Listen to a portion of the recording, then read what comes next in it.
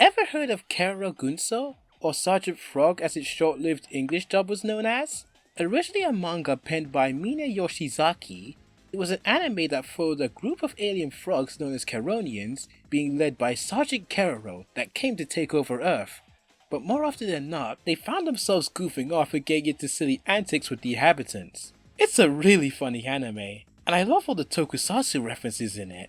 The show was really popular during its run, and when something is popular, merchandise and licensed video games or the occasional cameo are sure to follow. But the titles I wish to focus on today were two surprisingly good platformers for the Nintendo DS that are based upon the third and fourth movies and were only released in Japan and Korea. Let's start with 2008's Chōgeki Goban Keroro Gunso 3 Tenku Daiboken, developed by Bandai Namco. I'll refer to it as Tenku Daiboken from now on, for simplicity.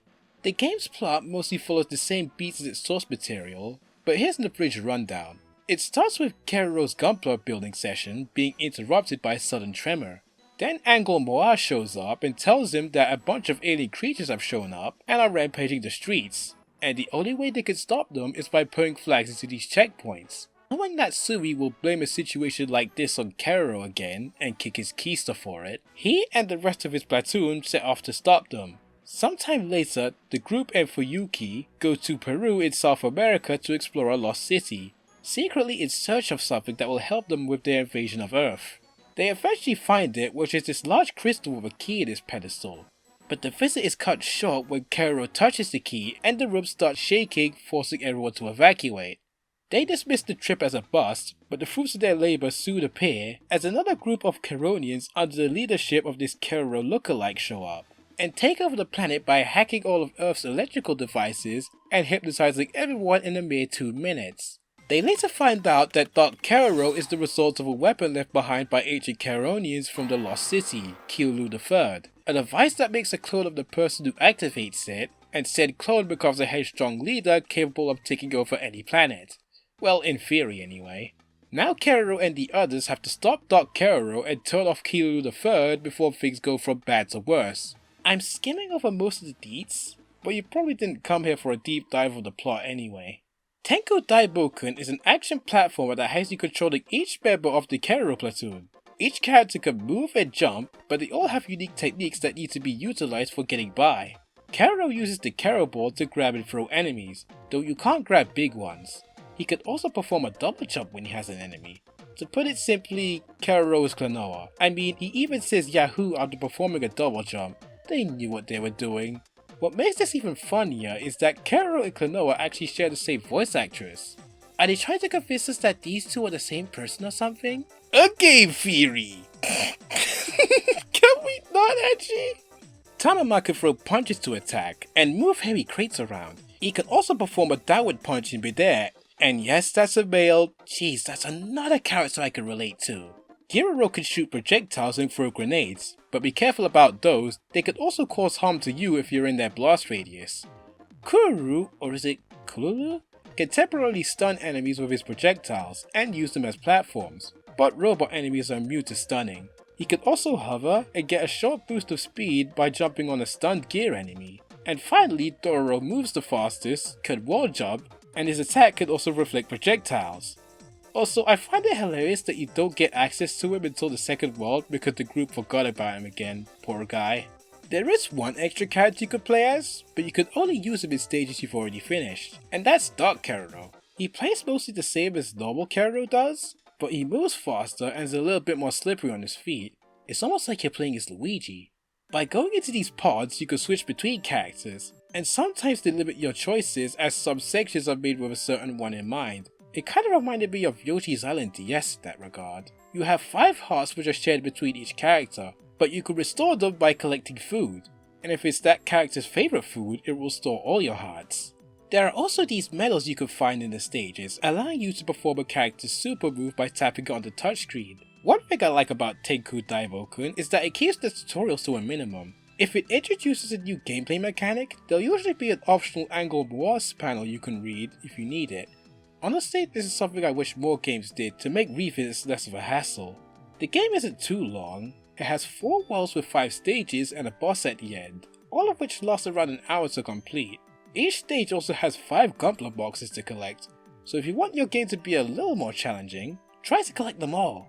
Some stages also have an interruption with one of 3 characters near the end. The first is with Viper, this snake-like alien who I believe is a parody of Cobra from Space Adventure Cobra. Next are the Nyororo, these giant serpentine figures that try to steal moisture from Coronians. And finally is Natsubi, who flies around in chase and will occasionally try to dash into you.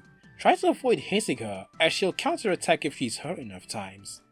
This game has an interesting approach to boss battles, and by that I mean the first 3 are actually just slightly altered versions of Namco arcade games, which funnily enough is the reason why I bought these games in the first place. First we have Galaxian, which is an altered version of Galaxian. This game has you shooting all the Natsubi ships, and finally a big one at the end. Next is Keronian, based upon Bosconian. You fly around and have to shoot down all the bases before the asteroids, enemies and spy ships get to you first.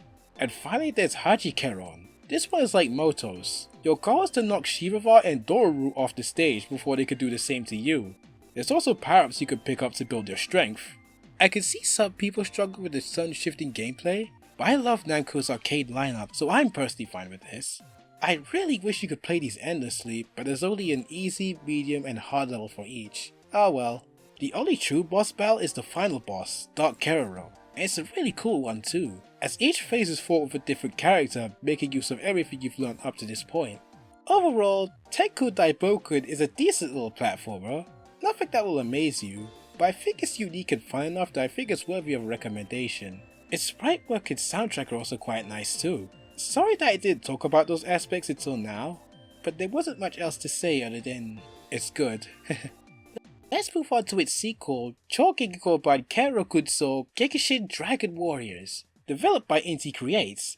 Yes, this company has made the occasional licensed game. Must I bring up Bombita DS again? Just like its predecessor, it mostly follows the plot of the movie it was based upon, but a few changes thrown in here and there. Mysterious dragon-like archers have appeared all over the planet, and Keroro's platoon have been dispatched in different areas of the globe to investigate them, but then they're attacked by something and are somehow turned into aggressive dragons. Keroro and the others later find out that Mooka's friend from France, Shion, is behind all this, using a dragon book that was passed down to her, and she was using it in an attempt to gather 5 dragon warriors to awaken something called the Earth Dragon. Also, these 2 Coronians named Dorara and Gamami lent a hand in this version of the story, who I believe only had a cameo in the short that was bundled with this movie. In terms of gameplay, Gekishin Dragon Quest is like a refined version of its predecessor. The sprites are bigger, everything looks nicer, and the animations are definitely more expressive too, so your goal still remains the same: collect the flags and put them into the checkpoints to finish the level.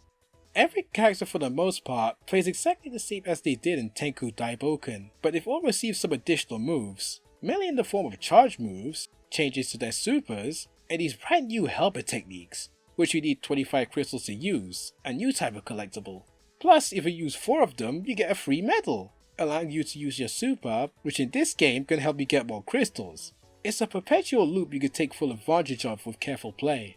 Keroro still plays like Klonoa, but he now has a charge attack that can be used to turn certain enemies into things. His helper technique summons Fuyugi to motivate him, which fully heals you and doubles the value of pickups for 5 seconds. Tamama now has an uppercut which can be used to knock enemies flying into certain things like switches, and he can now perform his Tamama Impact, which is his charge move. Tamama's helper technique summons Momoko for a few seconds, allowing you to perform a move called Double Impact. Keroro now shoots 2 projectiles instead of 1, and now has a charge shot, which pierces enemies and bounces off diagonal surfaces. He can also do a charged grenade throw, which tosses it much higher, but it's rarely useful outside of the tutorial stage. Keroro's helper technique summons Natsubi for a few seconds, who flies around and attacks every enemy on the screen, or at least tries to anyway. And since she's with us, that also means no more stage interruptions, which I kinda miss, but it also feels so good to be on the other side of Natsumi's wrath this time. Kurulu's stun attack has a lot more range, and he can now hook onto enemies if he can't quite reach them, and his charge attack actually allows you to temporarily control enemies, but you still can't stun robots and his new snake baddies.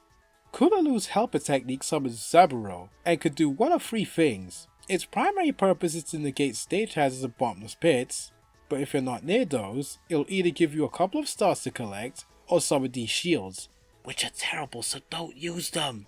Finally, Dororo has a 3-hit combo of sorts, a better jump attack, and his charge move summons shadow clones, temporarily improving your attack range and allowing you to grab items that are out of your reach. Dororo's helper technique calls Koyuki, who temporarily makes you invisible to all enemies. All these additions make each character more fun to play as, and definitely make the stages more enjoyable to run through too. As for the stages themselves, they're a bit different as well. You no longer switch between characters mid-stage, well except for the final boss, which is similar to the Dark Keroro battle, where each character has a different phase again. Most levels are locked to a specific character, meaning most of them are built on a certain character's capabilities. And I do like that, helps the game feel more focused, so to speak. They also have new set pieces to interact with, like these cannons, which are pretty much those barrels that launch you from Donkey Kong Country, and barriers that can only be broken with certain characters, usually allowing you to grab a hidden goodie or two. Gekishin Drag Race also has hidden collectibles in each stage, but since levels are more plentiful this time, there are only 1 or 2 to collect in each. We're now acquiring figurines of many different characters from the Sgt Frog franchise up to this game. There's even figures of Dark Keroro and his subordinates here. There being more levels this time around actually leads to one issue I have with the game. It's not that it's too long, though World 4 kind of drags out a bit, it's how they went about making the game longer. Some levels in this game are actually just slightly altered versions of other levels, showing the same layout, geometry and everything. I'm guessing since Gekishin Drag Me to Hell had to meet the deadline of being released with the movie it's based upon, they probably had to cut a few corners in making some of the extra levels. It's not a huge problem, I just wish the game had entirely unique levels, that's all. Same goes for the boss fights. Bosses 3 and 4 are just harder versions of bosses 1 and 2. Again, not a deal breaker, I just wish the game had all unique bosses. Oh yeah, we actually have proper boss battles this time, instead of Namco games. And they're all pretty challenging and fun, just don't try to challenge them with Kululu unless you want them to go on forever. But fret not, Namco fans, we still have some arcade parodies to play here. They've just been given their own levels this time. First we have Keroro Gang the video, based upon Cosmo Gang. You have to defend all your items from the Vipers by shooting them within the time limit. Next is Tamapi, based upon Mappy, a platform where you bounce on trampolines and open doors to collect all the items and avoid the enemies to win the stage. There are also flashing doors which will send out a wave, and with careful timing will temporarily get rid of some of the baddies. Finally is Keronian Spirit, based upon Dragon Spirit. This is a shoot 'em up where you can fight ahead of you and on the ground, very similar to Xevious, and it ends with a small boss battle against Dragon Tamama. Again, as a big fan of Namco's arcade games, I adore these segments. You still can't play them endlessly sadly, but there are 2 harder levels you could try if you're itching for more. An interesting extra feature Gekishin Impact has is with these Dragon Crests. How they worked is that after seeing the movie, you'd be given these special stencils that you could use in a special menu to unlock some extra stuff in the game. There was also a PDF file you could download and print out on their website. Though to be honest, you really don't need them physically. If you know where to tap and what patterns to draw, you can unlock the extra stuff by yourself. I've done it many times, but it does take a few tries to get right. So, what is this extra stuff you can unlock? Firstly, there are 3 cheats you could turn on for infinite health, crystals, and medals. The health one won't work on stages you haven't finished yet though. Secondly, an extra stage in World 1, which goes full Donkey Kong Country because it's mostly nothing but those cannons, and it's pretty challenging to boot. And finally, 2 extra characters to play as. But similar to Dark Keroro in Tenku Daiboken, you could only use them in stages you've already cleared. Let's quickly go over what they can do. First is Garuru, Giroro's older brother. He plays exactly the same as Keroro does. The only difference is that his helper technique fully heals him, and his super move is a screen nuke. Then there's Dorara. What can he do? Well, to put it simply, he takes your copy of the game and breaks it into 1,000,000 pieces! Dorara is essentially every character combined into one, and you can play as him at any level! Once it's been cleared, of course. He has an uppercut and charge shot, can grab and throw enemies like Keroro, toss grenades like Keroro, his charge moves summon shadow clones like Dororo, he can hover and fly, his helper technique calls upon Earth to heal him, and his super is yet another screen nuke! Dorara is God! Jeez, I really need to stop doing that. But because Dorara is so broken, he's my go-to tool for 100% cleanup. since he could bypass character-specific barriers and make getting any figurines you missed a total breeze. The only downside is that he can't do anything about the enemies that need to be transformed, so you still have to use Keroro to grab those. Overall, Gegashin Dragon Warriors, I'll stop with the silly nicknames now, is a great improvement over its predecessor, with better gameplay, better visuals, a way catchier soundtrack, and it's just a better package entirely. I recommend this one too. The recycled content does definitely bring down the experience a bit, but still definitely one of Inti Creates' better licensed games. Better than Bob Beat a DS, that's for sure. But to sum up my thoughts entirely, these two Keroro games are fun little platformers and are definitely some of the better anime games I've played. They might be flawed in some areas, but I'm happy to have them in my collection, especially with their Namco parodies and Klonoa similarities. They also don't require much Nihongo knowledge to be played by non-Japanese speakers, so if you can find either of them for a decent price secondhand, then I'd say go for it, even if you're not a fan of the source material. I mean, I wasn't when I first bought them in 2017. And who knows, if anyone's interested, maybe I'll talk about that Keroro RPG game in another video, because that's another really fun one. Jeez, why can't all licensed games be as good as these?